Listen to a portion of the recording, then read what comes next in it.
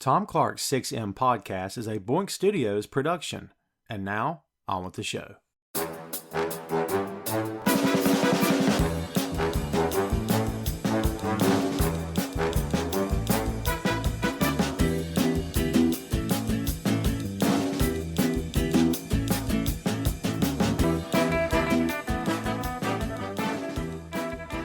Hey, what is up? Welcome to Tom Clark's 6M podcast. I'm your host, Tom Clark, and in this episode I'm joined by co-host Phil Lindsey. From the DC universe comes one of the most popular anti-hero teams of all time, with a band of misfits and outcasts, joined together by a leader who acts as a father figure and savior, sending them on missions to help those that hate and fear them. We're talking about Doom Patrol. Doom Patrol is a series based on the book released by DC Comics. It was developed by Jeremy Carver and produced by Jeff Johns and Greg Berlanti and airs on the HBO Max streaming service. The series originally premiered on the DC Universe streaming app on February 15, 2019. Doom Patrol features an ensemble cast of established actors as well as new faces and follows the adventures of 5 bizarre characters working together under the guidance of Dr. Niles Calder, an eccentric doctor who treats separate members of the team while also housing them in his mansion. The team consists of Cliff Steele, also known as Robot Man, a former NASCAR driver whose body is mangled in a horrific car crash but whose brain was transplanted into a robot by Calder. Jane, also known in the comics as Crazy Jane, has special powers which change based upon which one of her multiple personalities is in charge at any given time. Rita Farr, also called Elastigirl, is a 1950s Hollywood actress whose body transforms back and forth from a gelatinous state following exposure to mysterious gas underwater. Larry Traynor, also known as Negative Man in the books, is a former Air Force pilot whose plane crashed after making contact with a negative energy spirit. Traynor is covered in bandages to hide his wounds and keep the radioactivity of the spirit from spreading to those around him.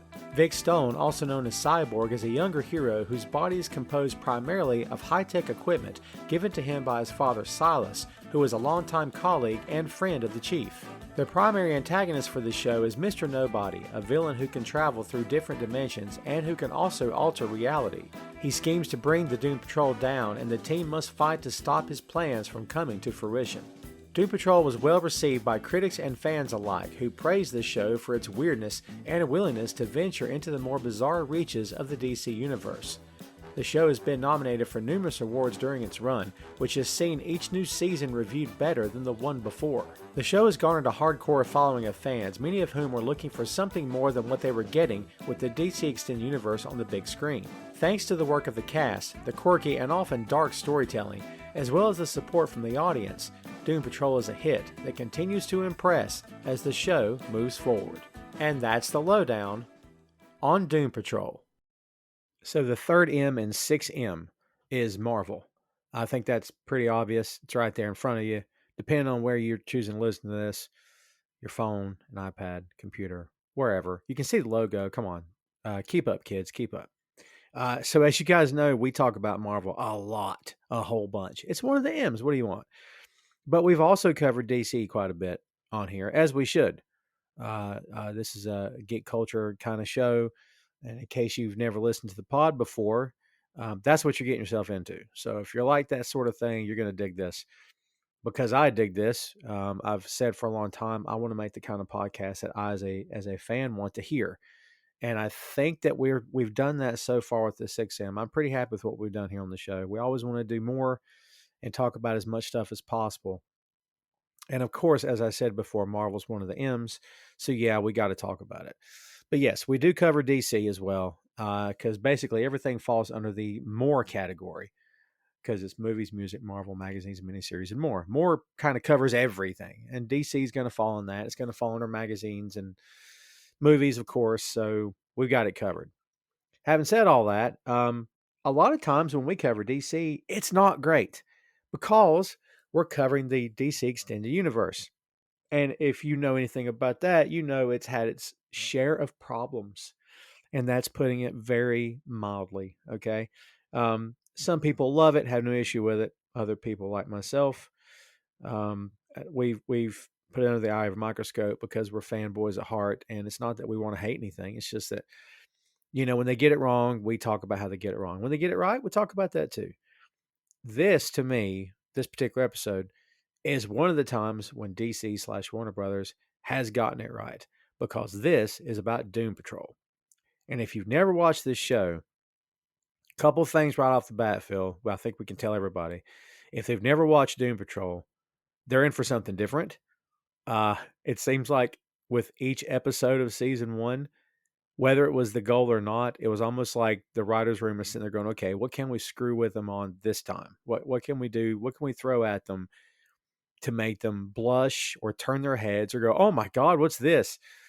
It kind of felt like, Phil, they kept one-upping themselves. Right out the gate, what's your overall first impressions of Doom Patrol? Because I know you binged the whole show recently. So really, really weird show. Yes. There are a lot of really weird elements to it, but there's a lot of really good humor in it. There's a lot of sincerity to it. Um, I think there's some great characters here. It's a good show. I agree. And not to make this episode any shorter than it needs to be, but I kind of feel like, well, we figured out what the problem has been with the DC projects. They haven't gone this direction. This to me, dude, is what this company needs to do. Every time they do the big budget, full scale, playing it to the hilt, worldwide release, it's going to be compared to the other guys for better or worse. And I'm not saying that's fair. I know it's not fair. I totally get it. But not only that, the story is going to get picked apart. It's certain things you got to live up to with Superman, certain things you got to live up to with Batman. This whole mythos.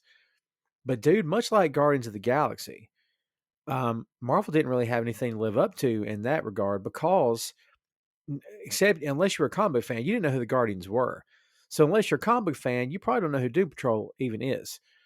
So they kind of got carte blanche to do whatever they wanted to do with this. And man, I think, and this is just me talking right off the bat here, I kind of feel like the whole notion here is, hey, let's just have fun with this. No pressure. Don't worry about it. Just go. I mean, if it does feel like it's not as oh, well, we've got to put this here, and we got to make the hair flip here, and we got to put the music here, and we got to do the slow mo here.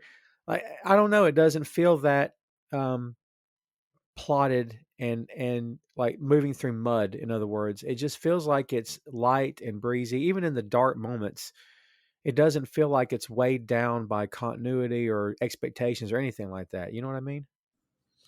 Yeah, it's definitely not a conventional superhero property. And yeah, I mean, you get that right away with the Alan Tudyk narrations in the very first episode. It's very similar to like a lot of the tongue-in-cheek humor you would get from the Deadpool movies. Yeah. Um, and it's very, it's very self-depreciating at moments. It's I don't know. It's so different from anything else that's out there, and that's not just from DC properties, from Marvel as well. Yeah, dude, Marvel has nothing that looks like this. Not even close. Yeah, um, yeah, and I mentioned Alan Tudyk doing the narrations. I mean, if you don't like Alan Tudyk, man, how can you not like this guy? I mean, Right. he's just a phenomenal character actor. He's a great voice actor. You give this guy some character stuff to work with, he's gonna knock it out the park every time. He's fantastic. We highly endorse him here on the show because he is absolutely freaking amazing. And dude, I defy you, Phil, to even guess where Alan Tudyk's from. And if you don't know, I defy you to guess, because listening to his voice, the way he can manipulate his voice, sometimes I listen for an accent. I got nothing. I got absolutely nothing. Like when he does a character, sure, he'll throw an accent. I get it. But his regular speaking voice, dude, do you know where he's from? Um, is he Canadian? Dude, exactly what I was thinking. He was born in El Paso, Texas. Well, I would not have guessed that. However, he was educated at Juilliard. So if that doesn't tell you something, uh, Yeah. yeah. He just has one of those voices, man, that he can, like I said, manipulate, turn it into anything. He doesn't. I mean, kids, if you can't tell, I live in the South. I think you can probably well figure that out. I have that tone. I'm not so much howdy y'all and yeehaw, thank God, but um, I know I have that tone about me. Phil's in Chicago. I don't know, Phil, if you have a certain tone or not, but in terms of Alan Tudyk, I just never heard anything. And dude, that's got to be, as a voice actor especially, that's a great thing, because to have a neutral voice means you can do anything with it. But dude, I'm like you, man. He is as crazy and far out as season 1 is, and it's definitely far out. It doesn't matter what's going on. He is absolutely, hands down, I think, the most entertaining part of season 1. And that's tough, because the rest of the cast does step up. But man, he's like the marquee guy here. Yeah. Yeah, just all of his narration for the first few episodes is great. I believe it's the penultimate episode of the season, when they cut to him and he's in that all white room, and he's walking around with the Doom Patrol hat on and the mug, and he set fire to the poster. He's just great. So great. I didn't expect any of that. The whole fourth wall thing that you were talking about, it's a very Deadpool thing. You're spot on with that. I got to be honest with you. The first couple times he does it, because he does it on the bus, and he mentions the streaming service that only a handful of people watch, and that only fanboys are going to know what's going on and all this other stuff. And I'm like, okay, this is starting to get weird. Like, and so he makes these comments, and of course, Timothy Dalton's character doesn't even acknowledge what he's talking about.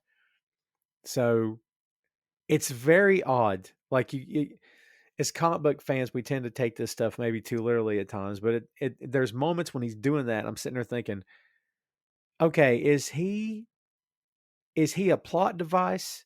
But no, he can't be, because he's the real character and he's the heavy of the show. So like, how's he doing this? How does he have the knowledge of it? How come no one else knows? Because he keeps calling it a TV show. I think he's calling it, and he mentions the word streaming service at one point, I think. And I don't know. I don't get too wrapped up in the details, man. Deadpool kind of opened the door for this stuff, didn't it? Yeah, I think there are other characters that have done it in the comic, but he's definitely the most notable. Yeah, a very Ferris Bueller thing to do, for sure. Um, dude, again, we're just getting into this here, but I really think, man, and we're going to get another Shazam movie. We're going to get a Black Adam. We're going to get another Aquaman sequel, or an Aquaman sequel. They're going to move ahead with the extended universe. We're getting Batman, I think, next year again. Another one. I'm just saying, Phil. But dude, am I crazy? It feels like this is what they should be doing. Why not just focus on this stuff and just make it as good as you can? Do you know what I mean? Yeah, I mean, I've long thought that they should shy away from just going and trying to do the world building and the team building stuff, and just do like interesting new properties. Yeah, it's a niche thing. Doom Patrol is very niche, and depending on kids where you're watching this at, you may or may not want your significant other to walk in when you're watching it, because there's some really funky stuff in here. Just depends. Not so much sex. Well, there's some sex, but there's a there's a truckload of language, because the DC streaming services, like especially Titans, love the F word. Oh God, they can't get enough of it. Maybe one day we'll do a Titans episode. Um, Funny enough, Phil, this team got their start on Titans, and Oh, so is it a spinoff of Titans? it is a spinoff. They first appeared season 1, episode 4, and the only ones you saw were Cliff, Rita, and Larry, and Dr. Niles Calder. But Calder was not Timothy Dalton; it was another actor at the time. So Yeah, yeah, I didn't watch any of Titans, so I've watched the whole thing. It's again, it's another podcast, but it's oh, they just insist upon well, we got to hammer this home. We got to curse as much as possible. Everyone's killing it. People, they're all killing people. It is what it is. Everyone's killers in the DC Extended Universe. Um, but I don't know, man. It feels like a property like Doom Patrol can get away with this and not have the scrutiny that a property like Titans could. because again, there's no expectations on this. It's either going to work or it's not. And dude, so far this thing has gotten rave reviews from critics. Like they love Doom Patrol. Like it's getting all kinds of positive fan reviews everywhere. I mean, supposedly this thing's taken off, man. I rewatched all of season 1. I've not yet checked out season 2, but I'm hearing good things about that as well. Um, let's get into the cast here, man, because I want to get your thoughts on everybody we're talking about. At the end of the day, Alan Tudyk is, as we said, the heavy of season 1, but it's not really his show. But we'll cover him first. Basically, he is Eric Morton, also known as Mr. Nobody. He has the ability to travel through dimensions and alter reality. He's very self aware. As we said, he breaks the fourth wall like crazy all through the narration. And again, he's the heavy of season 1.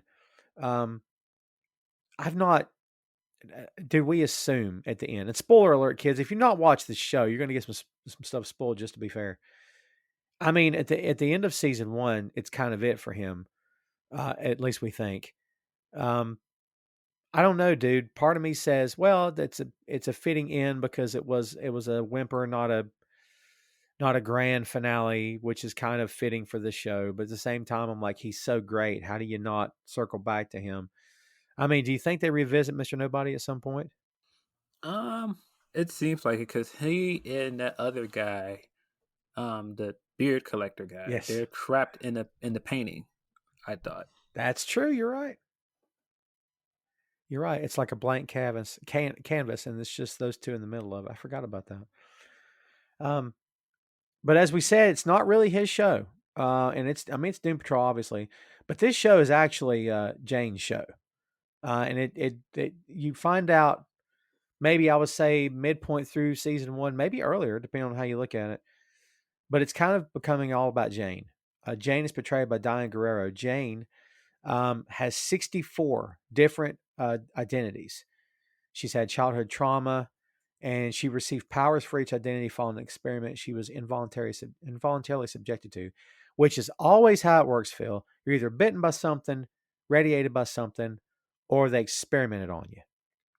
So seems to be the only way you can catch any kind of powers. What's your take on Jane in this show? Uh, I think Jane is a very interesting character. I like what they did with her in the first season, and Diane Guerrero's very good in this role. I mean, I my only other experience with her was from Orange Is the New Black, and she's kind of like comedic side character in there.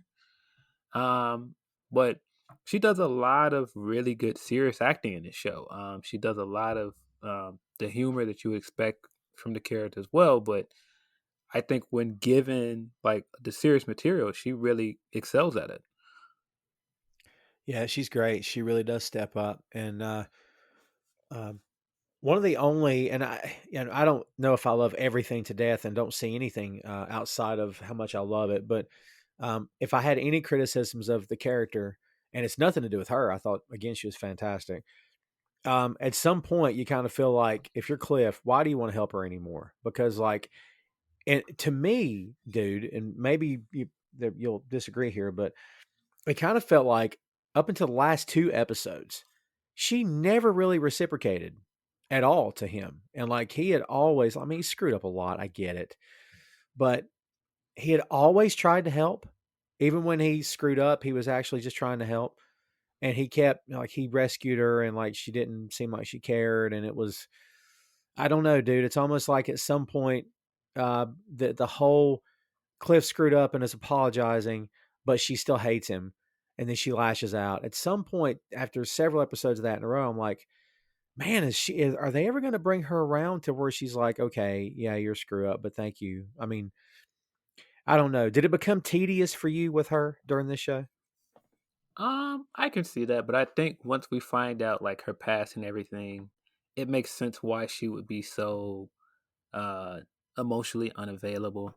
Hmm. Um, I think even if she wanted to let him in and say thank you, I just think, she's just been through so much that she can't do that. She can't give him that. Even if she gives him the smallest like notion that she appreciates it, she can't, totally let him in. Yeah, that's fair. I don't. They didn't even really hint at sexual assault until, gosh, I don't know. I think after the midpoint of the season, I believe, is when she started having flashbacks about her dad. And I mean, you hear his voice in later episodes, and it's all kinds of creepy, and you kind of understand. Okay, I think I know what happened.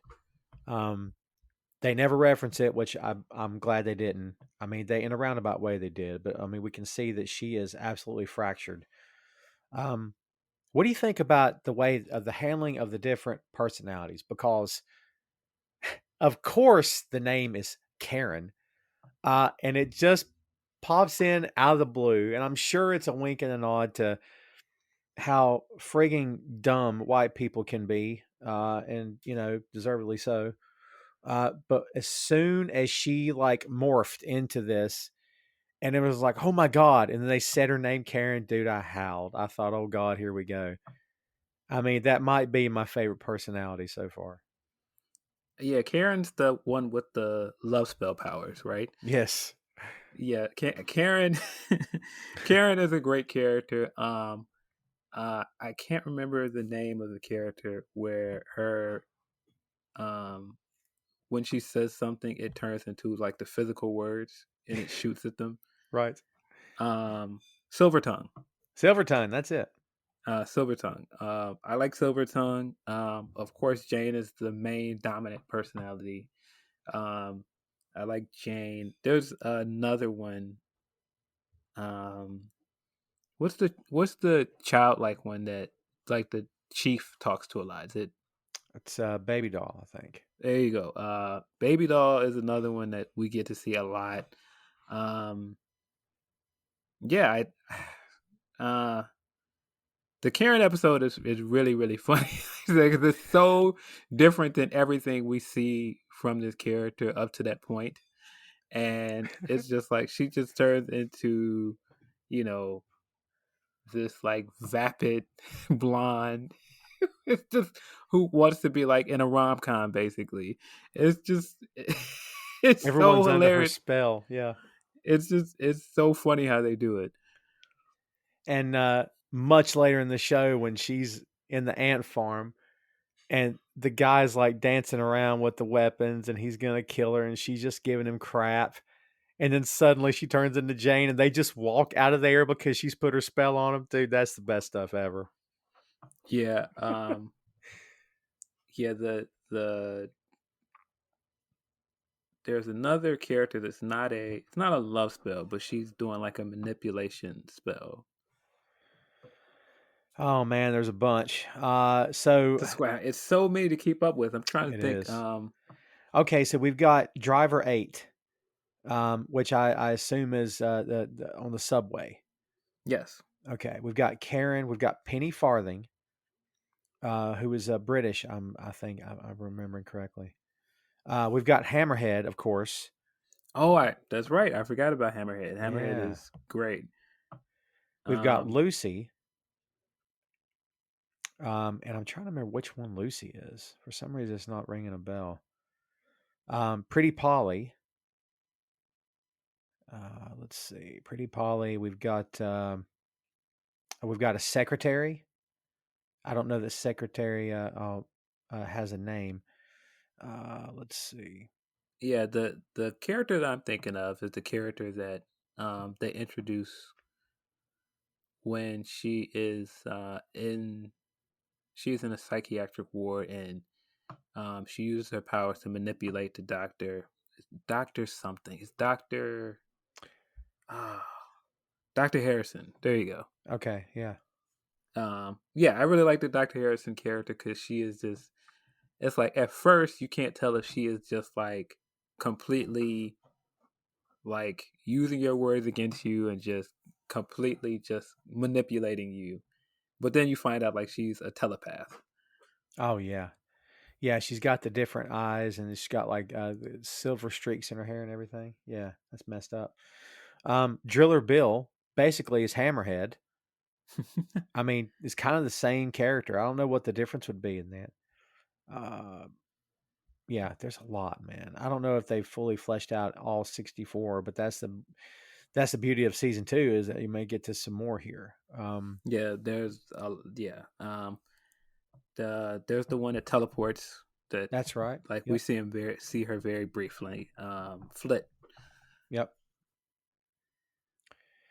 Yeah, she's it really is all about Jane. I mean, the show is I mean, remove the character from the show and it's I mean, you've still got a story, but it's nowhere near as compelling, I don't think. And of course, the character brings a lot of baggage because a lot of unresolved issues there, and the chief is kind of the only one that can kind of keep everybody in check. And we'll get to that shortly about in terms of who the chief is, um, what he is, who the chief is, what he ends up being in the end. Which I don't know if I saw the end coming, but it's kind of a bomb when it happens, kids. It's pretty heavy.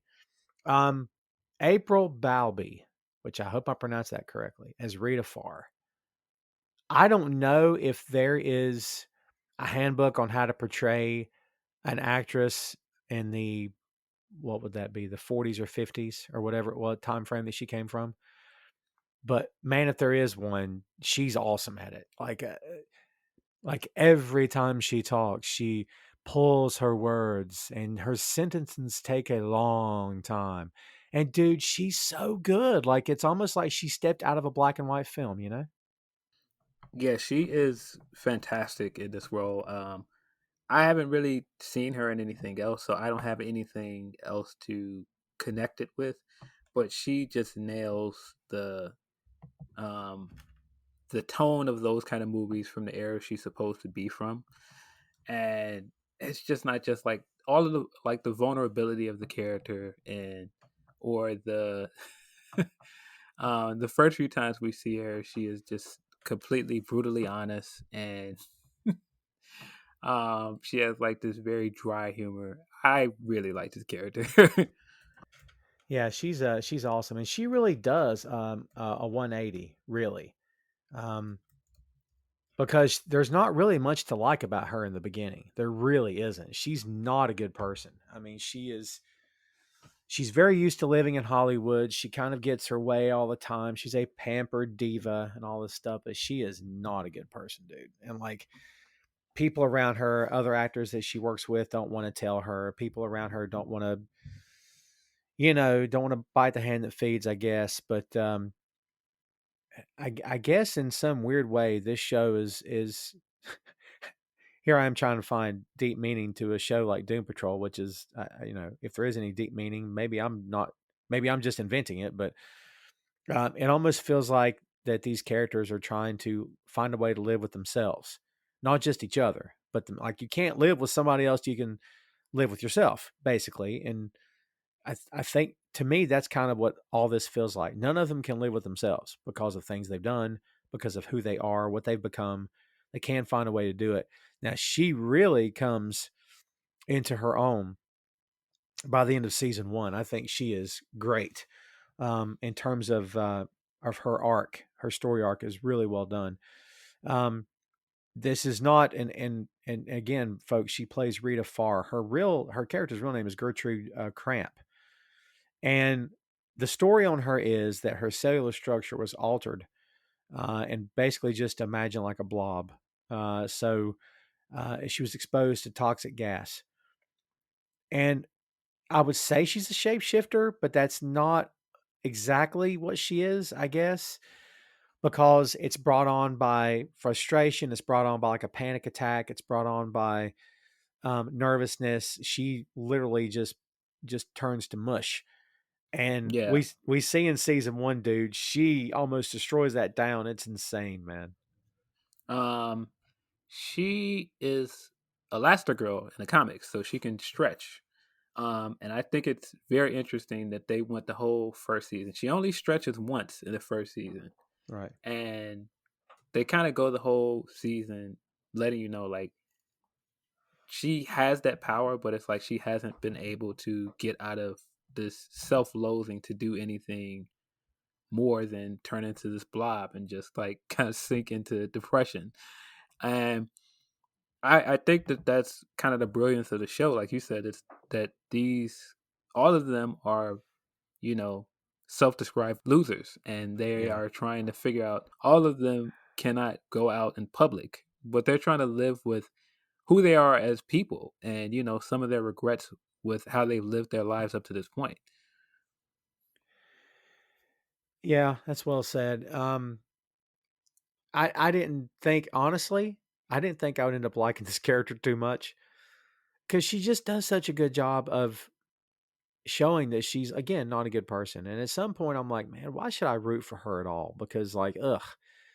But I don't know, dude. There's something about her performance that after a while, again, the story arc with her, I just end up rooting for her. I'm just like, when she gets determined and doesn't let anything stand in her way, I'm like, oh, this is I'm here for this. I love this. Like when she finally gets some determination about her, um, it's pretty cool stuff. She basically is a because of what's happened to her. Her whole world's come to an end. Everything's changed. She hasn't aged, um, and that's something else we'll talk about here. Uh, no one's really aging here at all. Um, I don't have they flat out said. I think didn't they say that Jane has been around since the '60s? I think is what was said. Um, Or am I thinking of somebody else? she's been around for since at least the '60s, I think. I don't know Yeah, the exact date. I think it might be even '50s. yeah, probably so. She looks 30, or whatever she's supposed to be. Um, Rita's the same. Rita's much older, and she looks like she hasn't aged. And the one that she is the most connected to in the group, Larry Traynor, portrayed by Matt Bomer. Hopefully, I'm pronouncing his name correctly, or Bomer, maybe Bomer. Um, so the story on Larry is he's an Air Force pilot, and he's sort of leading a double life here. He's married with kids. It's in like the stylized 50s. I think it was the 50s, I believe. And sort of good old American apple pie, white picket fence kind of lifestyle. Got the grease back hair and everything. But what happens is that's not the only life he leads. He is secretly homosexual and carrying on an affair with someone else. And in the story, he is going on like like he's like a test pilot, and he ends up getting attached to like a negative energy entity. And I don't can we call this thing alien? Or we don't really know where it comes from. It's just sort of in the atmosphere, right? Yeah, I don't think they ever let us know where it came from. Um, yeah, I don't think they ever tell us where it came from. And he covers himself in bandages from head to toe, and basically he's wrapped up like that unless it's in flashbacks. And I'm reading this here, and supposedly part of the reason to bandage himself up is to help slow down any spread of radioactivity, which I guess he's still radioactive. Um, I don't know if I made the connection until late in the season one that he can't really live without the negative spirit inside of him. And if the spirit leaves him, because almost like every time the spirit kind of jumps out of him, he just collapses. And so after a while, you think, well, he can't. He's only alive because the spirit's keeping him alive. Well, okay, all right, well that makes sense. And the way he moves, he's physically strong. This guy should be in his 80s at this point, I believe. But he's physically strong. His voice doesn't sound weathered. You can never see him. So you're like, okay, this spirit is keeping him young and plus keeping him alive. But then we find out later, no, it can live outside of him, but just not very long. I mean, Yeah. what's your take on this character, man? What do you think about his story arc through season one? I like Larry's story arc throughout season one. Sometimes it did feel a little bit repetitive. Yeah. But I like what they did with the character, just the duality of this character when he was married and he had, the quote unquote, what everybody wants, the American dream. And DC really, really likes this kind of character. They really like the test pilot character. It's essentially Hal Jordan. like, Yes. um, so I really like the duality of the character. I really like when we see him in present day that he is kind of like, I don't want to get involved. Don't get involved. And the spirit Yeah. just keeps jumping out and going, nope, you're not going anywhere. Like the episode when he keeps trying to leave town, and he keeps trying to get on the bus, and every time he buys a bus ticket, the spirit leaves him and he collapses. It's hilarious. You're right. It's so great because he gets ready to go along with him, and there'll be moments where like, well, we're not in this. Remember, I'm staying out of it. It's so funny because there'll be like chaos in the mansion. And he's like, nope, we're over here. Um, I feel like he's found a kindred spirit in her because they're almost from the same time period. And you know what's odd to me is that we never really get, unless I'm not remembering it, I don't recall there being a moment where he's like, I used to watch your movies, because you would think they would be about the same. Well, are they about the same age timeline wise, you think? It's got to be close, right? Yeah, I assume it has to be close. Yeah, but it's almost like there's always this kinship there, but then there's never anything more than that. It's just Right. like it's like very familial. It's not like it's not like, oh well, he's pretending to be attracted to her like he was with his wife. Right. And I can't even call it a brother sister thing. It's more like just really good friends. Like I don't know. I don't know. I don't want to say just someone you work with because I think it's deeper than that. But it's almost like, okay, I found somebody that can stand me and I can stand him, and that's basically where the way they both are with each other, which makes sense. Um, to round out the cast, two people left here. Well, three technically. Brendan Fraser as Cliff Steele. I don't know if I can sit here and say, oh, Brendan Fraser was born to play Cliff Steele. As we've said about Downey, as we've said about Cumberbatch, as we've said about maybe even Tom Holland to a certain degree. Like this person was born to play this. Chadwick Boseman, right? I don't know if I can sit here and say this, but man, he's very good at this. Like the big lumbering oaf, very shallow. But it turns out he's kind of developing a heart of gold. He keeps screwing up all the time. Man, talk to me about the character who basically, what do they call him? Robot Man, I think. Yes. Yeah. Um, What do you think about this? um, I think it's interesting the way they decided to use him in the show because he's very he, he's very southern Yeah. NASCAR driving, like trailer parky. But then at the same time, he has a lot of the hallmarks of like Herman Munster because he's so bungling, but he's also very caring. It's like they don't make him into like this Thing character because Robot Man is kind of like an analog for Thing, and in this he's kind of like you get the thought of how strong he is, but he also like wears clothes and like he does kind of like the stamping and like the vocal performance that Fraser gives him. It always seems like he's yelling. Right, all the time. It just always seems like he's yelling. So it just has that Herman Munster vibe to it. Every time I watch it, that's what it reminds me of. Dude, there's been moments, and I did it the other night, when he's cursing like as loud as he can. He does it like 6 times in a row. I was laughing. So, dude, I went back and watched it again just because it's hilarious. And he really is the comic relief of this show. He's so funny. Like, I don't know if I ever gave him credit for that. And, just as a side note, man, I remember a time when Brendan Fraser was a leading man in Hollywood. And then I don't know if it's because he accepted roles that maybe he shouldn't have, or didn't accept the right roles that he should have, or maybe he wasn't getting offered anything. I don't know what the story is there, but um, he's got range. I'll give him that. And again, you could have got anybody for this because, again, dude, there's no expectations on this show. It's just let's throw it at the wall and see if it sticks. So you could have got anybody. Maybe we'd be sitting here talking about, oh, this guy's great.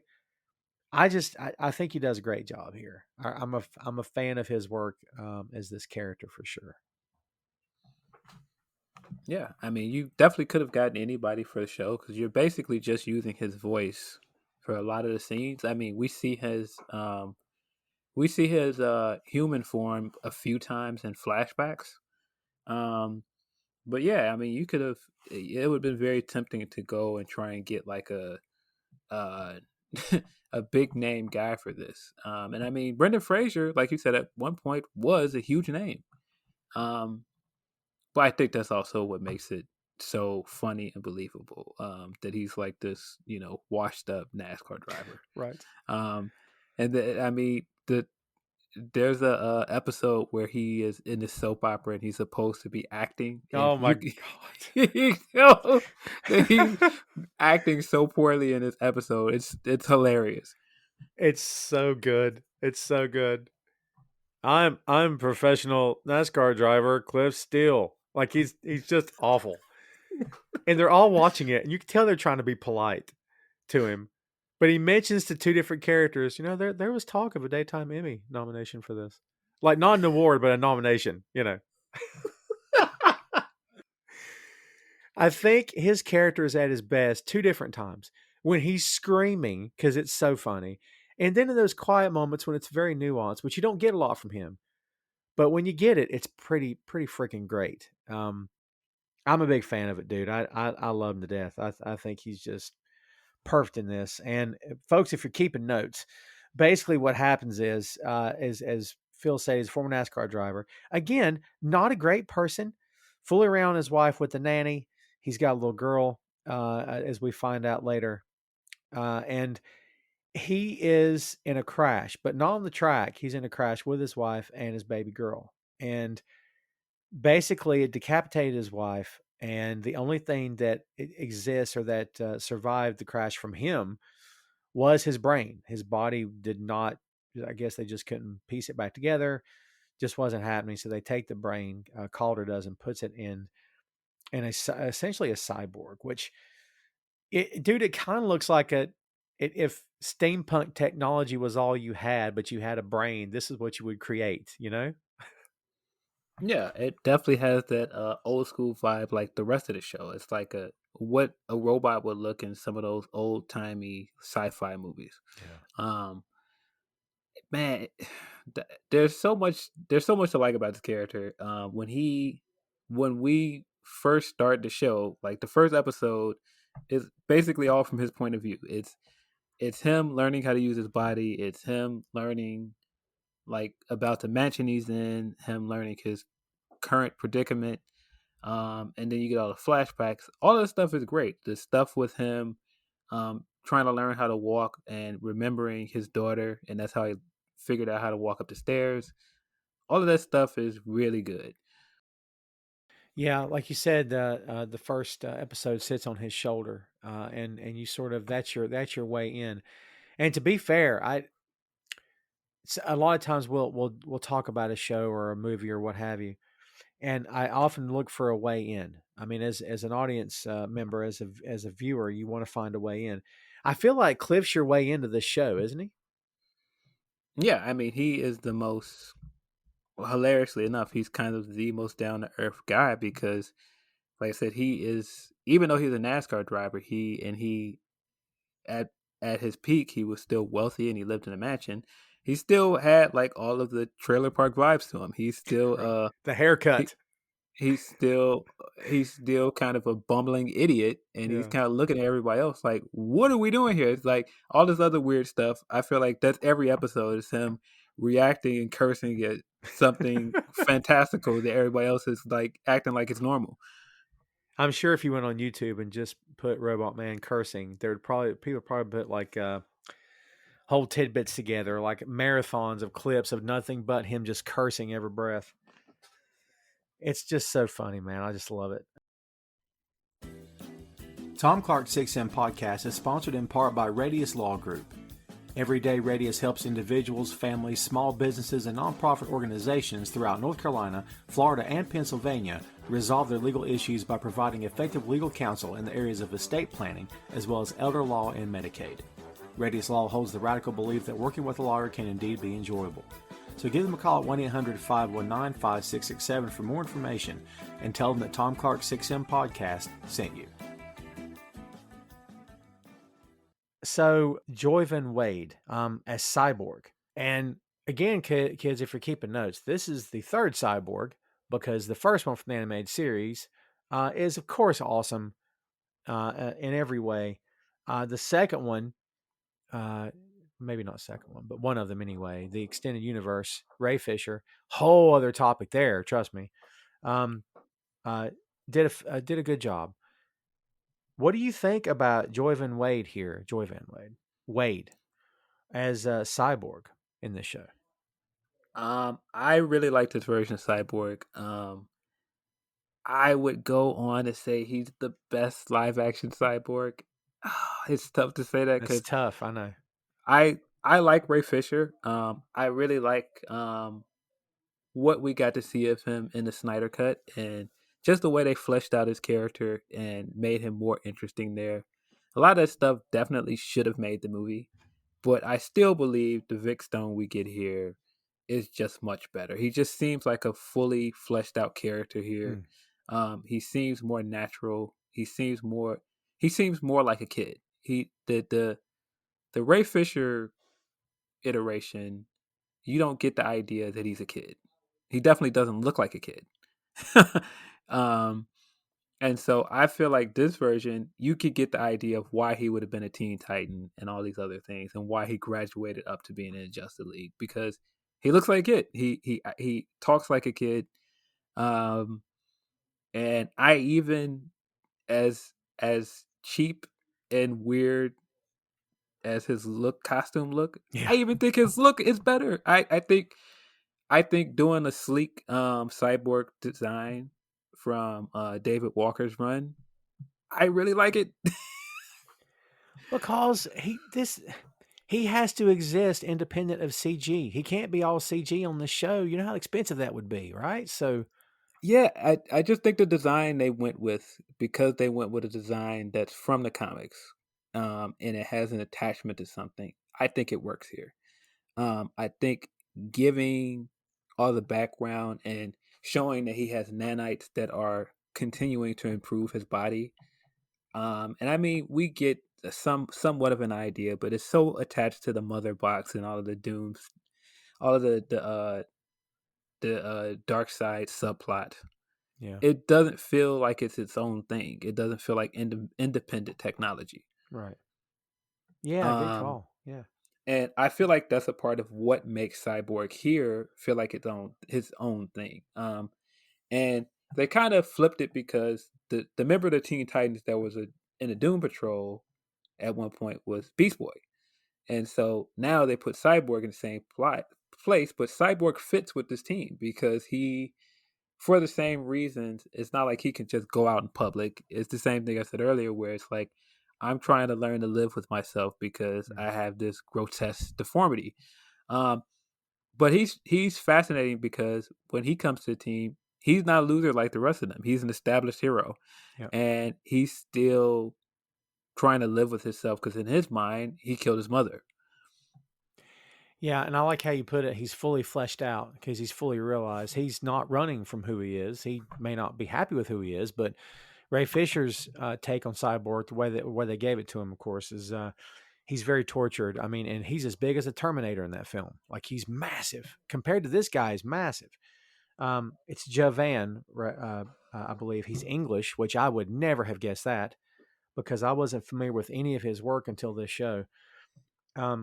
If I have a knock, I need him to be taller. And like, I can't make that happen, but it kind of feels like he doesn't need to be bulky like a Terminator, again, like Ray Fisher in the suit, but like, it kind of feels like he's too small. Do you know what I mean? I can see that. But that's why I'm like, the thing that I like about him being that short and just the way that he carries himself, the way he dresses and everything, it's very clear that he's the kid on his team. Like, he's very clearly younger than everybody else.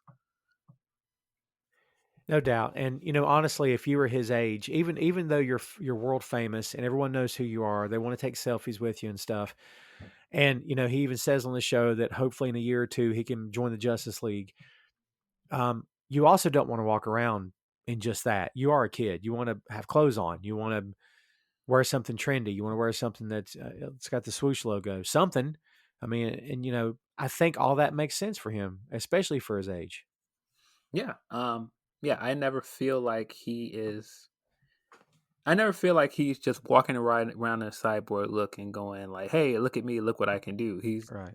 It's not like he's trying to blend in. He's just trying to still be who he is as Victor Stone. It's not like he's trying to walk around in like this hoodie and this drapery that covers everything like he does in the Justice League movies. Right. Where Right. it's like he's trying to be hidden. It's just like, no, I'm still Vic Stone. He never, if you notice, a lot in this show, he doesn't introduce himself as Cyborg. He goes Vic. Right. Right. It's so funny to put, and I'm with you. I think he fits. However, having said that, it's so funny to put him into this show because every time he starts talking about being a hero, the rest of the team just looks at him like, stupid kid. Like, they're thinking that because they're like, I don't know what you're doing, kid, but we ain't heroes. We're not a team. What are you talking about? It's so odd to put him there. It's kind of like he's the Cyclops of this group and everyone else is Logan. Like, everyone's Logan. They're mad. They're ticked off. They don't want to be there. They'd rather have a beer or something. And then Cyclops is trying to lead a team full of Logans into battle. And so they're all like, oh, this guy's a clown. I mean, they end up going to save him because, not for nothing, but when someone's got a good heart and they're actually a hero, it's obvious. And unlike other people in this show, he doesn't really stab anybody in the back. The relationship he has with Rita, there's a moment when he calls her out. Like, he's pretty freaking vicious when he talks to her at certain points. And there's, again, dude, I don't want to dissect it. And here I feel like I'm doing it. There's a few different moments of the dialogue between the characters when it almost feels like, wow, that felt out of place. Do you know the moments I'm talking about with him and her? It's weird. Well, the interesting thing about him in this show is he's completely flipped from the way that he's used in the movies, because he is the newest hero on that team. All the rest of them are established as heroes at this point, other than possibly Flash. Um, and here he's the experienced hero on this team. The rest of them don't have any kind of experience as heroes. They don't want any experience as heroes. And it's weird that he inspires them to be better. And so there are scenes where he is brutally honest and he is very doting on Rita in particular, because Rita is very much like, I don't want to get involved. I don't want to do anything. I want to look the other way. And he's just like, what are you doing? Why are you here? Right. Yeah. It's like, you insisted on coming because you want to be involved, but you don't want to do anything. It's like, why are you here? Just go back to the mansion then. And it seems so mean, but at the same time, it's it's on the money, because it's like, no, you want to be nosy and you want to be involved in everything, but you also want to poke your nose up at everybody. That's fair. That's fair. It's just kind of off-putting. And I guess at some point I really started liking her. So when anybody's mean to her, I'm like, all right, that's enough. Back off. Like, she's Well, becoming a favorite. well, I think it's also because he's in this place where she is the adult in the situation and he's a Yeah. teenager. Yep. And so it almost looks like he is like not showing her respect by talking to her like that. But at the Very same true. time, she's very clearly trying to undermine what he's doing. So like, I get it. It's an interesting dynamic because, like I said, he's the youngest on that team, and it's not like he's the leader, but he's the one that has experience in the field, so they should be coming to him. And you can definitely tell at some points that they're inspired by him.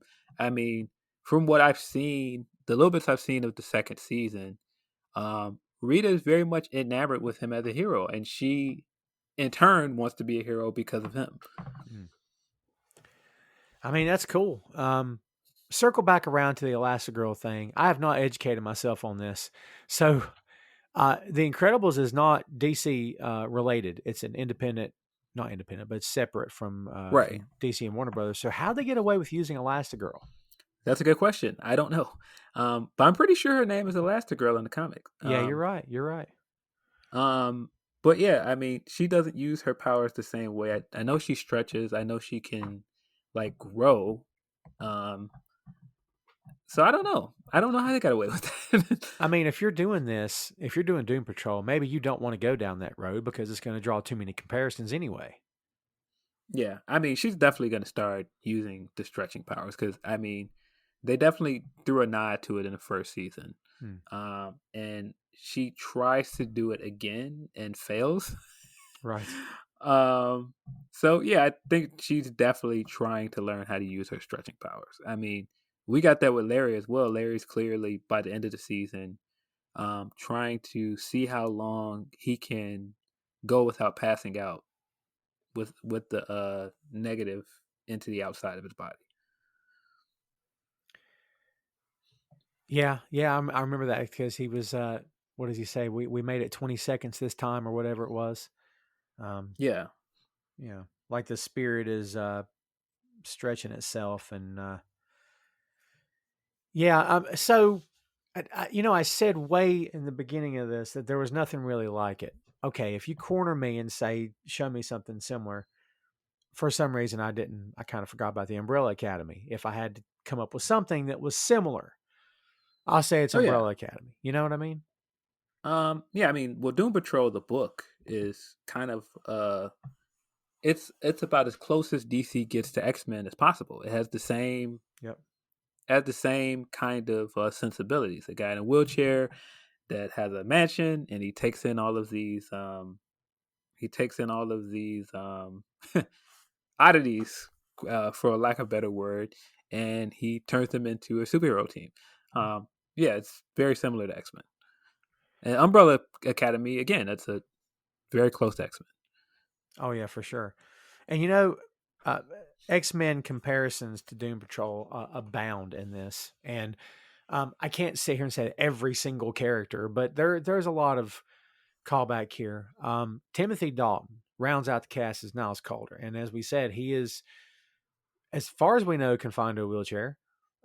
He is a great actor. I mean, he's Bond, everybody. He was Bond. He's James Bond, for God's sake. I mean, he's an excellent actor. I mean, just I can't say enough good things about Timothy Dalton. He is freaking fantastic, and the fact that he is attached to this. At some point, Phil, I would imagine when he first read the script of this show, he's like, "Oh my God, I have to do this," because it's so different. It's so unique. I don't know if he's ever done anything like this before. Yeah, I didn't even make that connection that he played Bond until you said that. But I think he brings this level of intrigue to this character that is confined to a wheelchair, and you're thinking like, oh well, he's just the chief, but in all of the flashbacks, he's kind of like the most interesting man in the world. He's like the Dos Equis guy. Yeah, like because he's had so many misadventures. There's so many people that know him. Everybody that they run into in this show that's like a random weirdo character, they all know him. So yeah, I think he's the perfect guy for that kind of role. yeah, it's almost like getting Patrick Stewart for X-Men. I mean, it's different vibe, but again, classically trained actor. He's so freaking great. It's kind of the same thing, but I mean, I think getting Dalton legitimizes this show, honestly, and I think it legitimizes everything they've done so far. And a very complex character is Niles Calder. This guy been around for a while. Again, dude, and we kind of figure out. All right, so have they flat out said that he discovered immortality? Because the whole idea was that he needed to keep himself alive, and we never really knew why until like the last 2 episodes, I think. And it was finally revealed why he needed to keep himself alive, why he felt like he needed to. So, as we know, he ends up with a woman from a tribe, and she's from the whatever era she is. She's the only one that lasted. They have a child together, obviously, and she is. I mean, they don't go any farther than showing you their relationship together, and then what happens after that. But how long has this guy been around? A long time. Yeah, I don't know if it's that he has immortality, but he has something that's slowing his aging. Yeah. I'm not sure what it is because I mean, of course, the reveal we get is that everyone in a house is a product of him trying to become immortal. All of their abilities are his failed attempts at immortality. Yeah, and they are the way they are because of him. Spoiler alert! It's his fault. Wow. When it was finally revealed, and Mr. Nobody gets him to talk in the white space. Did you know what was getting ready to come out of his mouth? Could you anticipate it?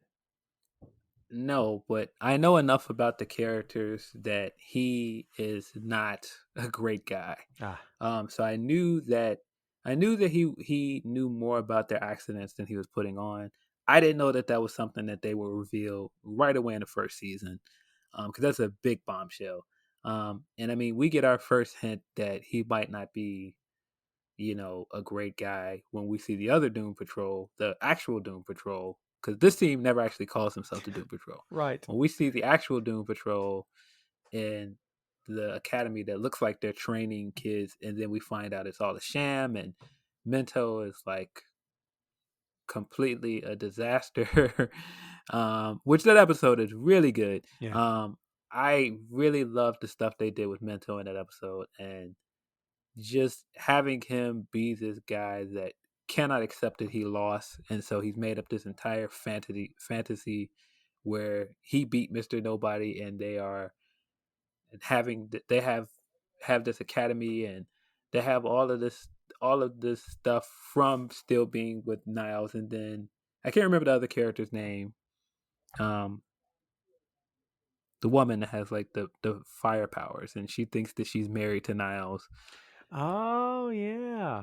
And like he basically just left them all there. He knows what happened to them. He knows how bad it is. He just left them there to just suffer.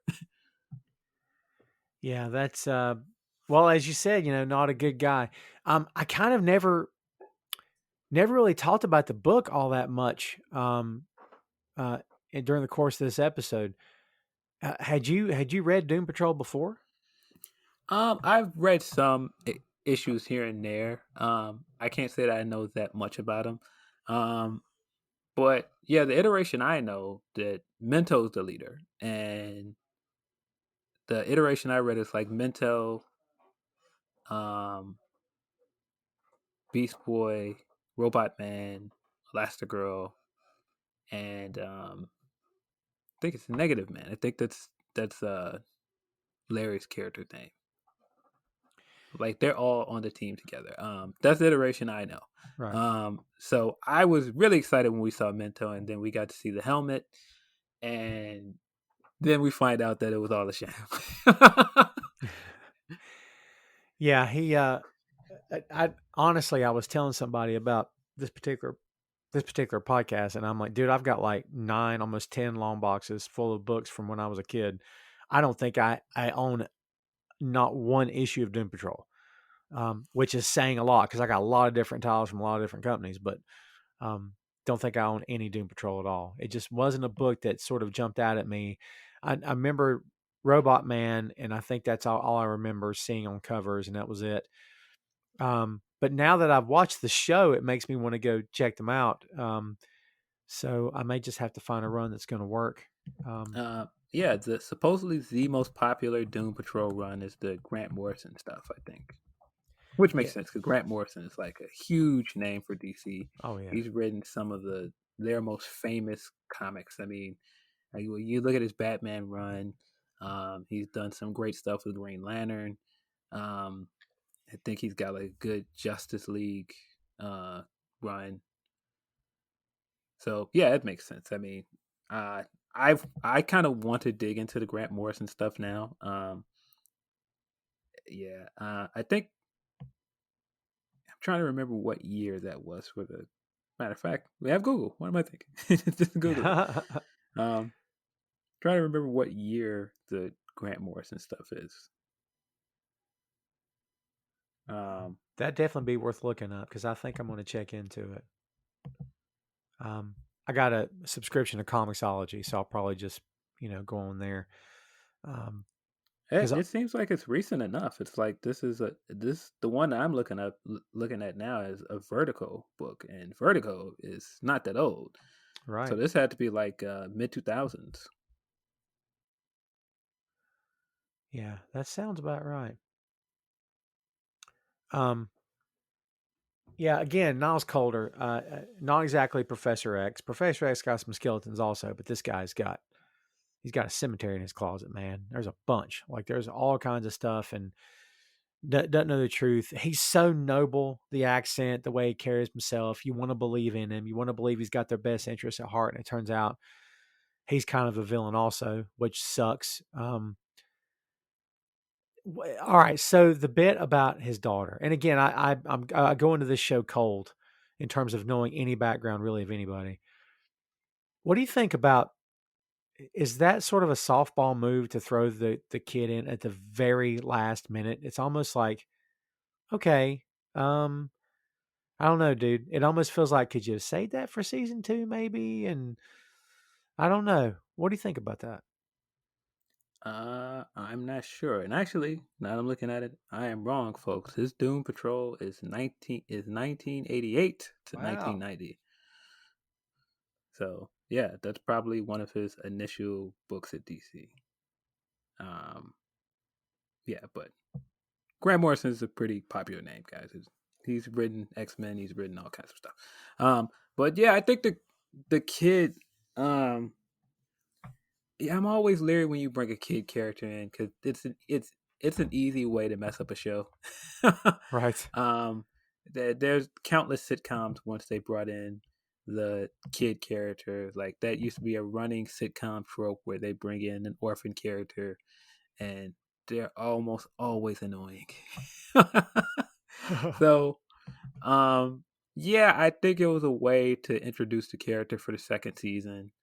And introduce why he may have been doing something that's villainous. If you tie it to him having good intentions, then yeah, it's an interesting way to create a dichotomy for the character. Because he's not totally a bad guy. He's got a good heart in some ways, but at the same time, he is also uh yeah, he's he's also clearly manipulative.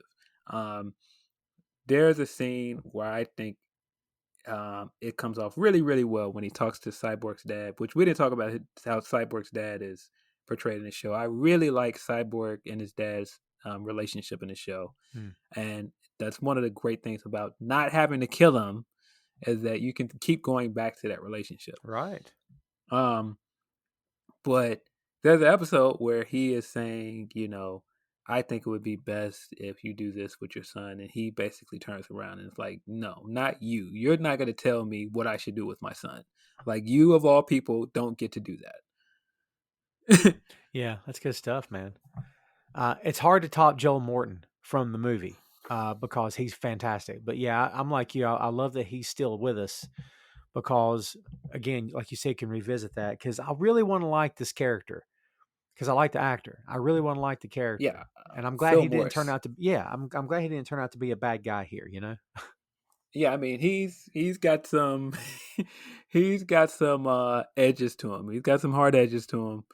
But I think he for most of the show means well, and like I said, I think the way that he and Cyborg play off in this show and they're like butting heads for most of the show, I think it's done really well. And I mean, this is a well-known actor, Phil Morris. He's been around for a while, and I think he does great in this role.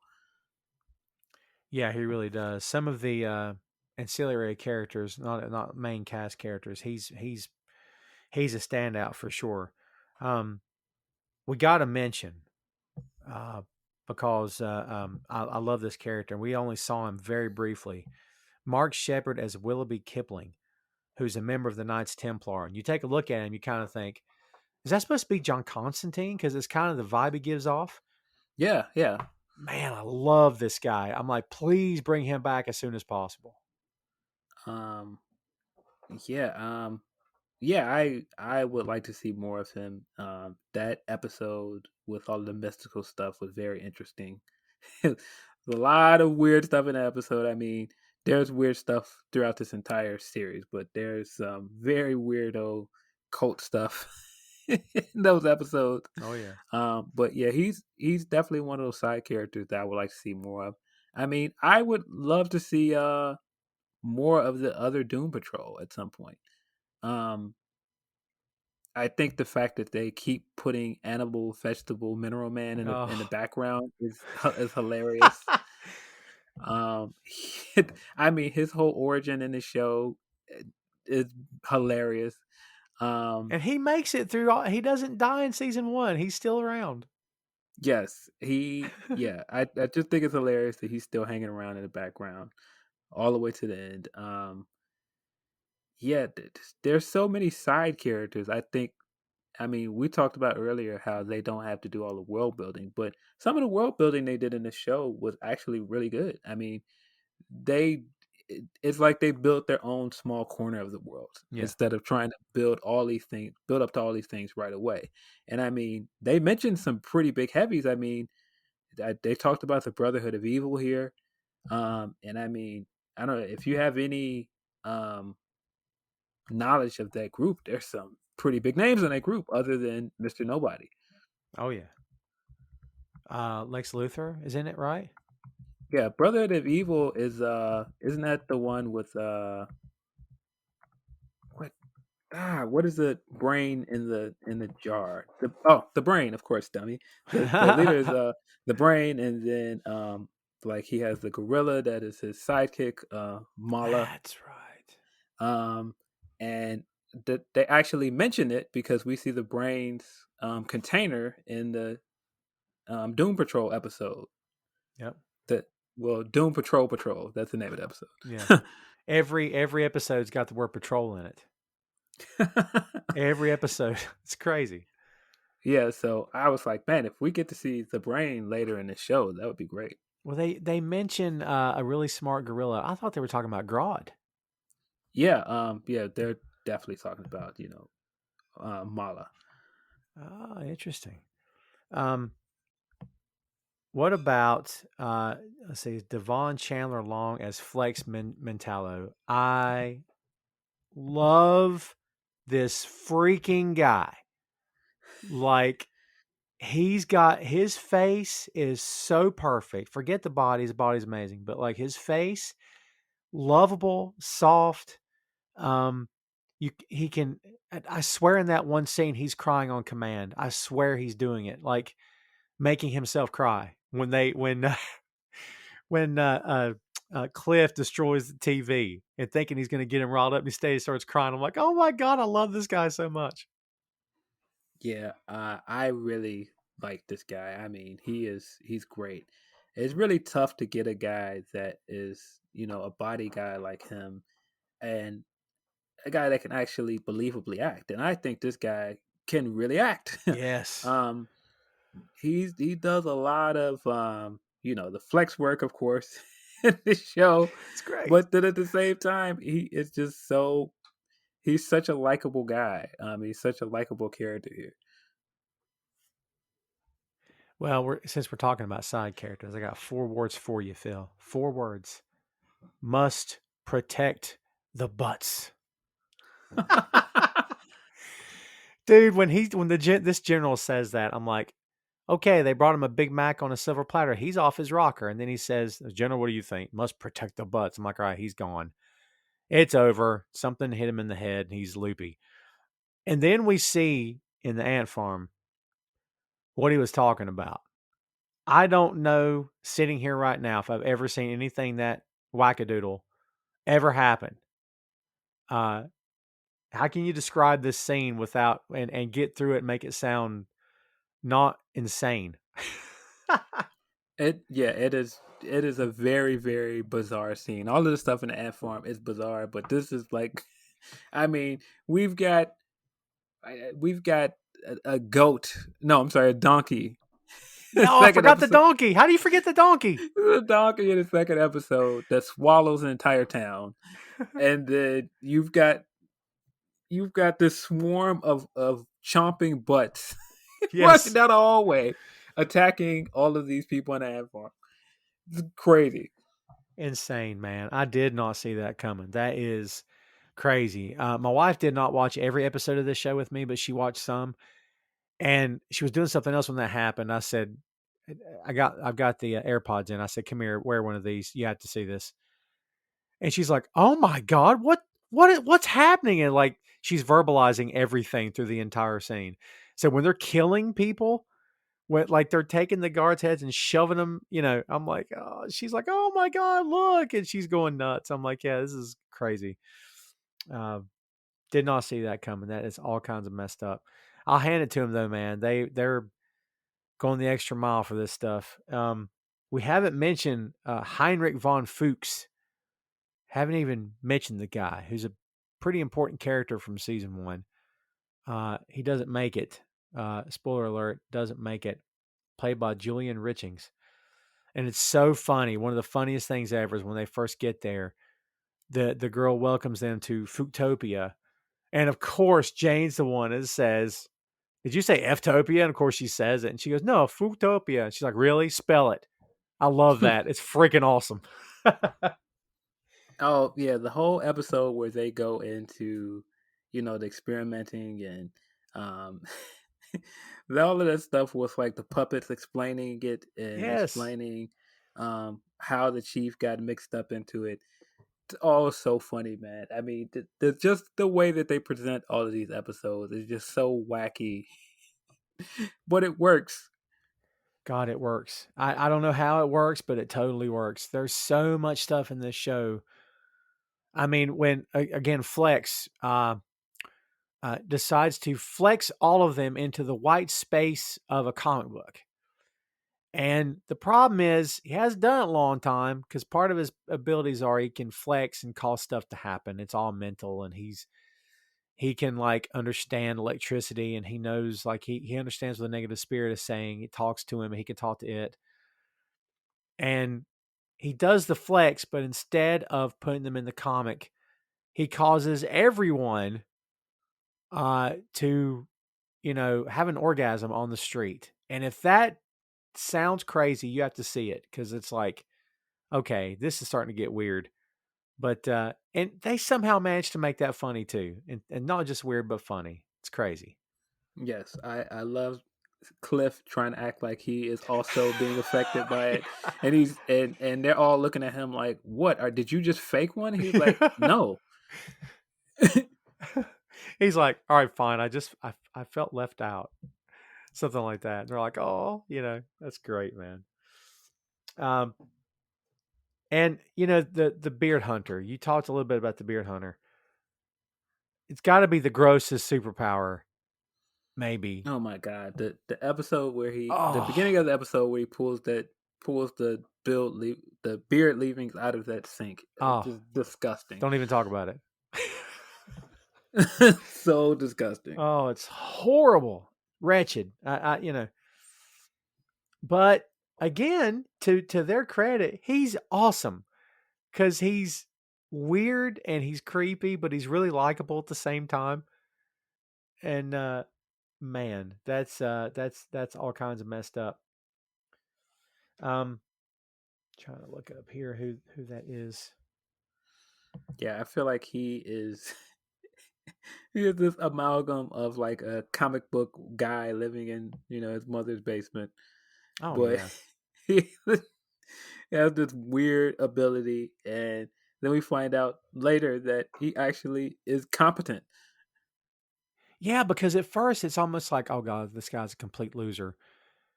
And then like he gets a phone call from somebody, and you're like, okay, this guy must be delusional. I bet there wasn't even a phone call; it's just in his head.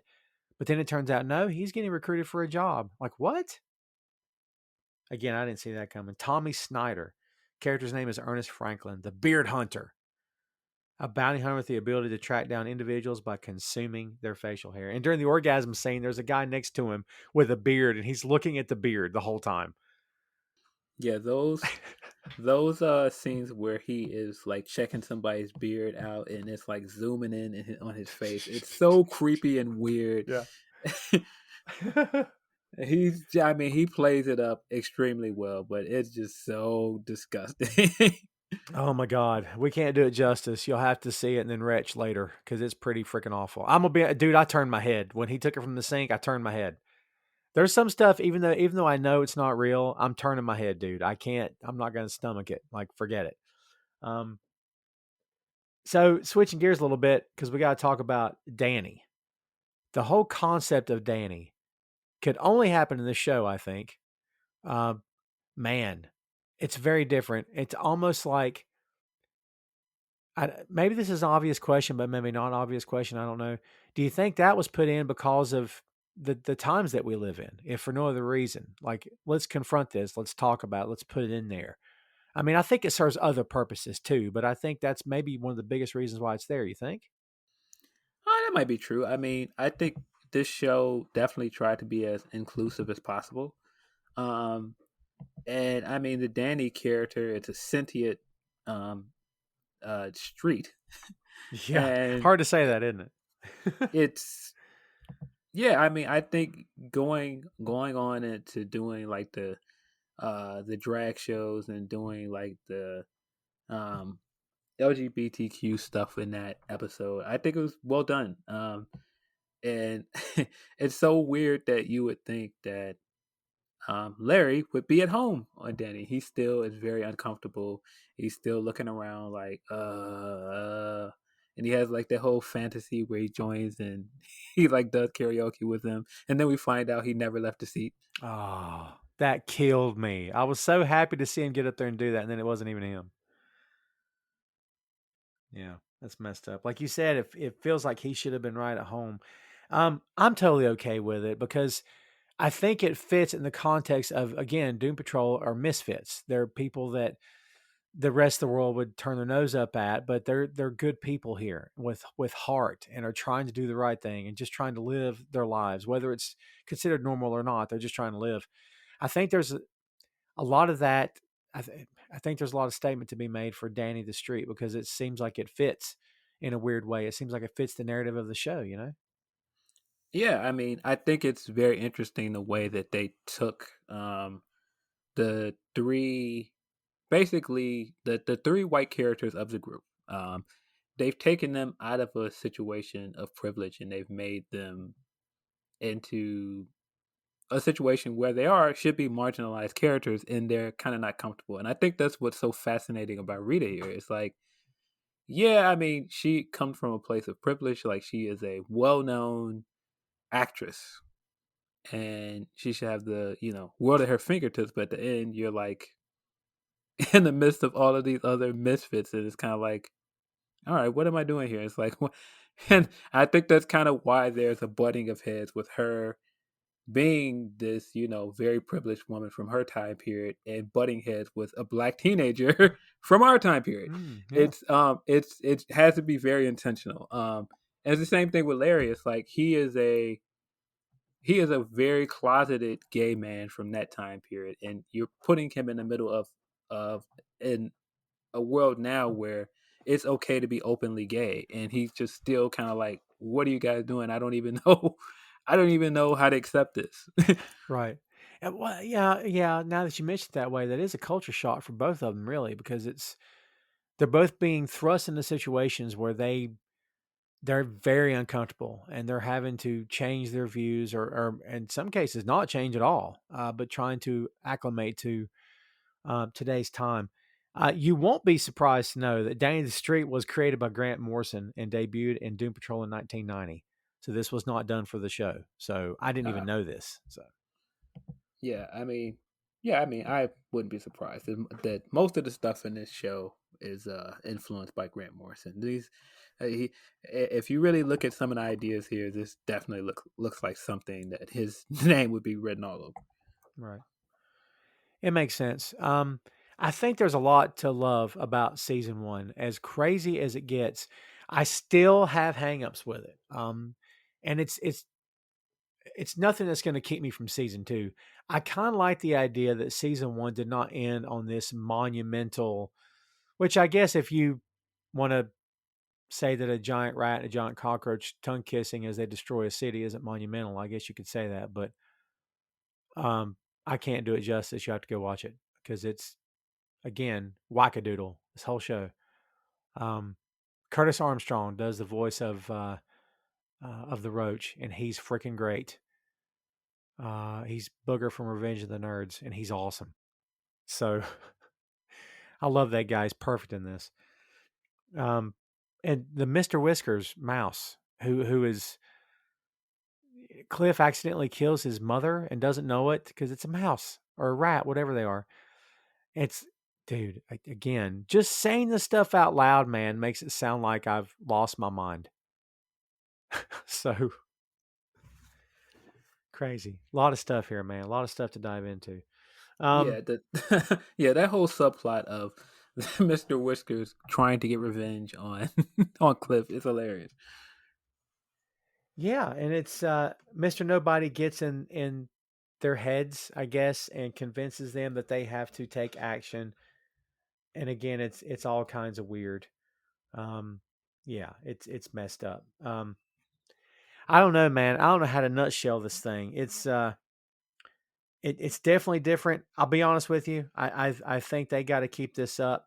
I think the minute that you try to start making any of this show normal is the minute you're going to lose the audience and that you're going to lose the charm, because a lot of the charm of this show is that it is so unique and it's willing to go there and it's willing to make you retch and it's willing to make you smile and it's willing to do all these things in the course of 1 hour. It's crazy. I will say 15 episodes in season one was a long season, dude. Yeah. Well, I mean, the first season wasn't an HBO Max show. The first season was just for the DCU app. Very true. So I think the format is probably going to change. I don't think that the second season is as long. I haven't finished it yet. Um, but yeah, I think they probably are going to get into like tighter seasons, like 10 episode seasons. Are they dropping all at a time or one every week? I think they're all at a time because I think at this point the second season is technically over. Um, I think they are done filming the third season. So I don't know. I'm so late getting onto the bandwagon. I'm not sure. Yeah, as I said, I had to go back and rewatch season one. I didn't want to forget anything going into this. From what I'm seeing, there's 9 episodes in season two, which is great. Let's stick to 9, folks. I don't know if nine's a magic number. 6 was enough for Loki, in my opinion, but it is what it is. But if you're telling your story and you're cranking on it, and you're all the plot points are hitting when they need to, then I guess 15 works, and if not, 9 will work too. I mean, tighten up the story, if nothing else. At least now the characters are established, all the origins have been told, and everything you do from this point forward is just to move the story forward, which works. Um, what do you think this show is in terms of? And this is tricky because DC not a great big fan of taking the TV properties and doing anything with them on the silver screen. There's rumors that Grant Gustin's going to show up in the new Flash movie as Barry Allen because Ezra Miller showed up on the Flash TV show with Gustin, so they're going to do a reversal there. But 9 times out of 10, they're not interested at all in doing anything from the small screen to the big screen. Could you envision the Doom Patrol showing up in a movie at some point? uh, I don't know. I really feel like this is a TV show. Like I feel like it works so well because it is such a small screen property. Um, I don't know. I don't know if it has any of the same charm if you try and turn it into like this Hmm. big budget project. Like I don't know.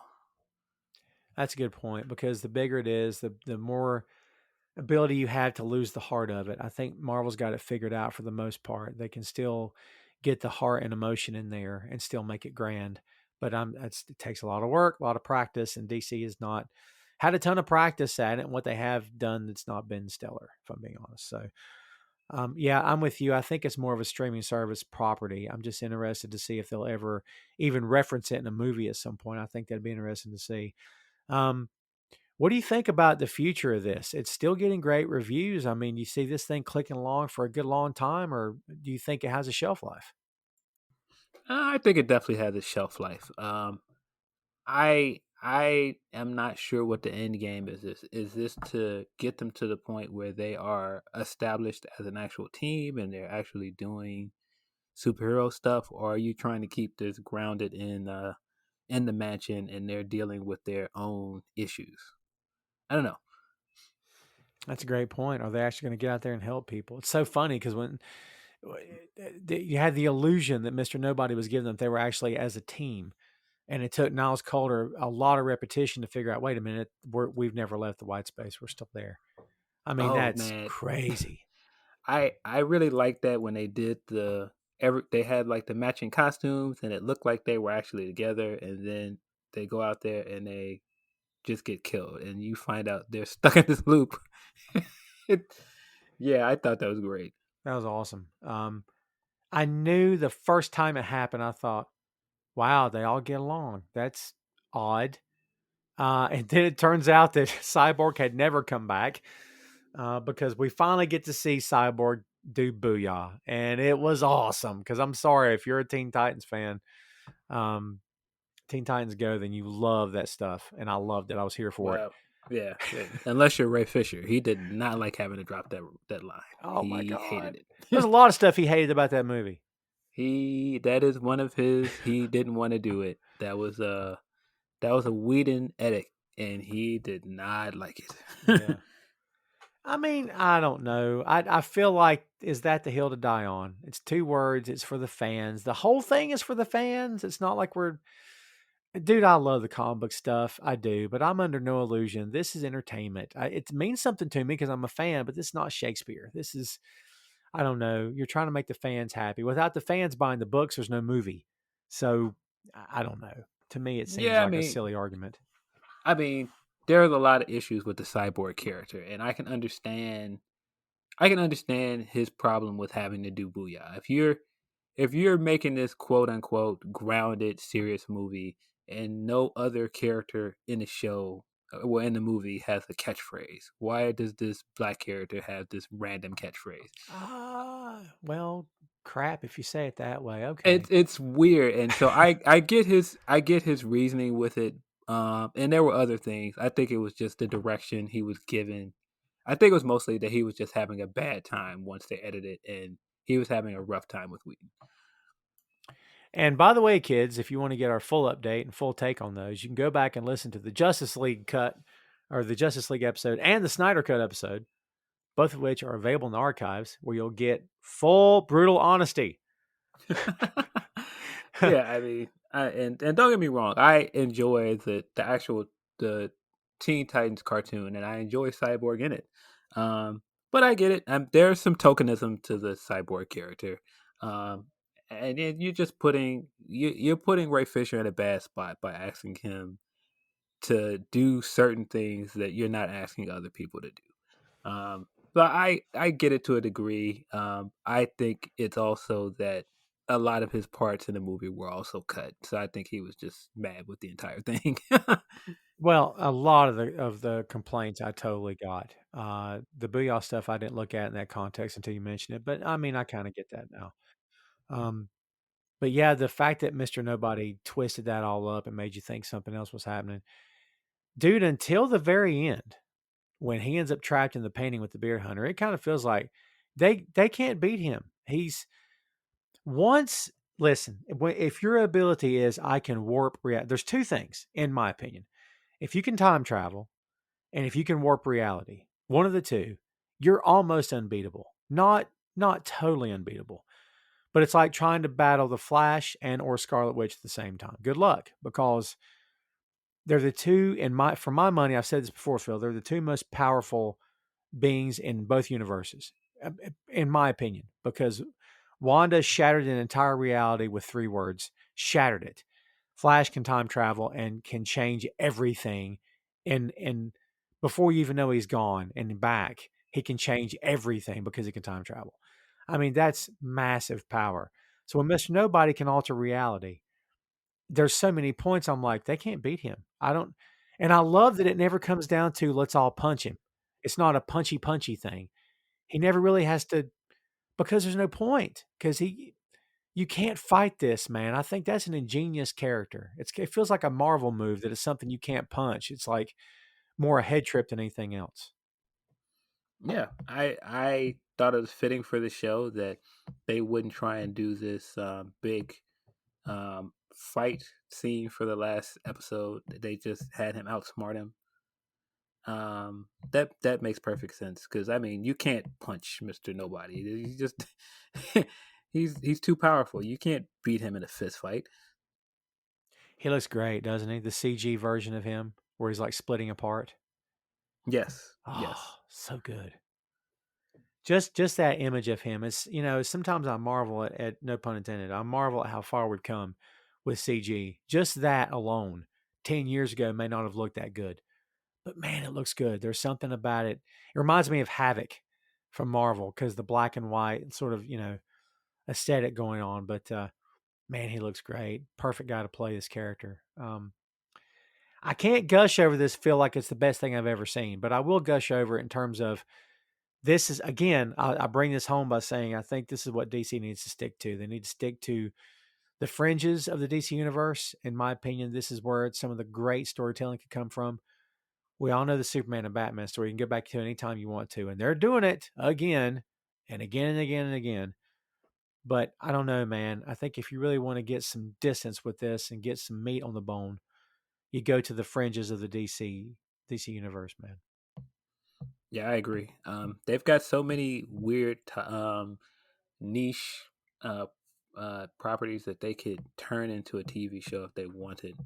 And I mean, with the HBO Max app, you've got room to do so many other things like this. I mean, make a question show. Come on, man. Oh, Make a yes. question show where it's just a big like noir detective show. That would be Love it. fantastic. Love it. There's so many smaller characters they can do. They can do a Doctor Fate show where he's doing all the supernatural stuff, and it's like a Mm. Monster of the Week episodes. There's so much they can do other than trying to continue to do the big three and trying to match what Marvel and other companies are doing. You can even build a smaller niche universe on HBO Max in the same way. Um, Yeah. I just don't think they have to try to recreate a formula that worked for somebody else. And Greg Berlanti's attached to the show because he's attached to every DC show on TV. I mean, you could put this in the Berlantiverse anytime you want to. And when they did Crisis on Infinite Earths, they showed Earth 9, which is the Titans' Earth. And you got to see those characters. So supposedly Doom Patrol takes place on Earth 21. But the problem is though, after Crisis happened, everything's now in one Earth. So now, are they still? Are they with us? It's all kind of hazy now. But they're mentioning Superman. They mentioned Batman. They mentioned the Justice League. So you're like, no, it has to be this Earth. I mean, it's all one reality and all one Earth now. So evidently everything's merged. Um, but since everybody's owned by the same company here, I mean, dude, I think it'd be all kinds of crazy interesting to see a character from, the DCCW show up um, on Doom Patrol, if only for an episode. Just, I don't know who you would bring in, but I think it could be fun just to see it, man. Yeah. Yeah, I mean there's a lot of fun that you can do. I mean, there's rumors that they still have other properties in the work. I mean, if this static show is really happening, that's exciting.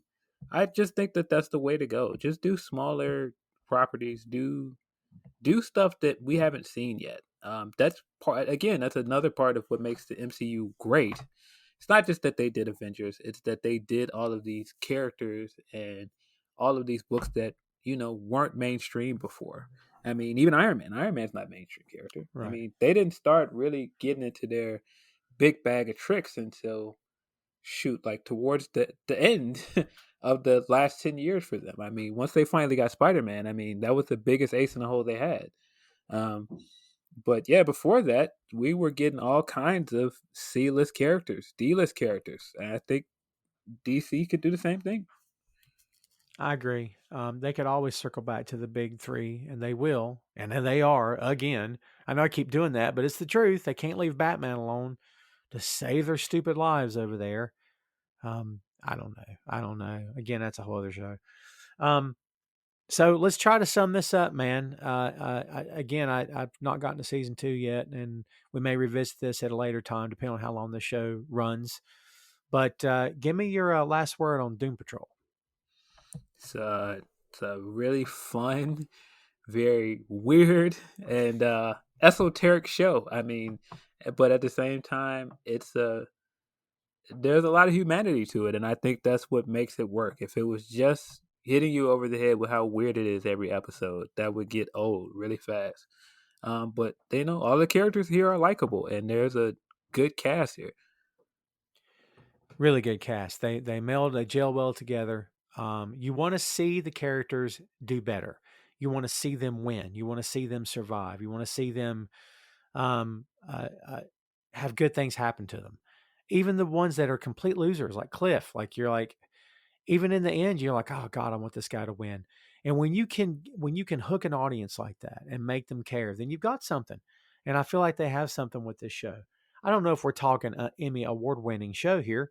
I don't know where we stand on that, or if it'll even get that far. But in terms of the world that we're talking about, the world that we often live in with the source material, I think it's great. I think it fits. I think there's a place for it. I'm glad that HBO Max is in the mix here, because, as Phil said, DC stuff can live on here for as long as the association is there. As long as all these corporate tie-ins are happening, then they can live there forever. It's great. We'll see what happens. Again, if you've not seen season 1, you got to dedicate 15 hours to it. But hey, go check it out. It's worth it. And I can't wait to get into season 2. But as we said, unique, different, not merely for the sake of it, but again, there is a lot of heart to it. And I think it's, especially if you're a comic book fan, it's well worth your time. And that is Doom Patrol. Hey, thanks for listening to the show. Check out our social media on Twitter, Facebook, and Instagram at 6M Podcast. We'll see you next time.